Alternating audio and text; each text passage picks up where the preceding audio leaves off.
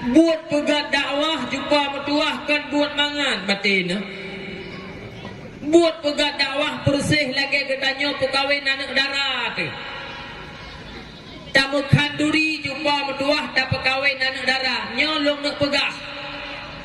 singuh tamu kanduri nyokan malamnya tak duk pakat napa rumah wa bulul he bulul yang kalepah kedua pakat jumpa metuah ubena syara-syara dia undang dia pegah nyolon buh bahasa tekudi biuk ngendron ternyata truk bauroha tenda kalih netarik ura pesta kagak mulai jumpa metuah linto baru darah baru kalih sanding ternyata musira jame syara yang kan undang hanatu belum nuk tanyong dikerek haba bakron jumpa metuah mak hanu ni lah menansib le panitia dakwah jumpa metuah yang kejit malamnya mi metuah lun pegah bakdaun halung biwa dron ilekan gara-gara lung ilung hana masalah lih lunja alian lun bedah liak wow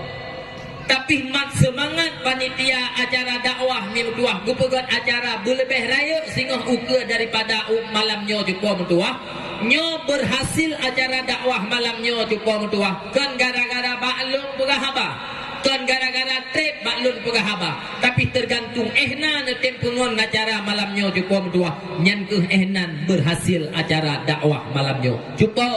hana raya pengorbanan drone malamnya nijak bak dakwah nedu atas kursi jumpa metuah kursi kali gak kedua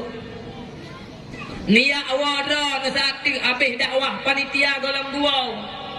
niat dra jumpa metuah nuwa rumah nesati tapi panitia dakwah mantang gulhah puatra yang kagak pegot makanya lung pegah mi metuah but pegat acara dakwahnya mi metuah kan but mangat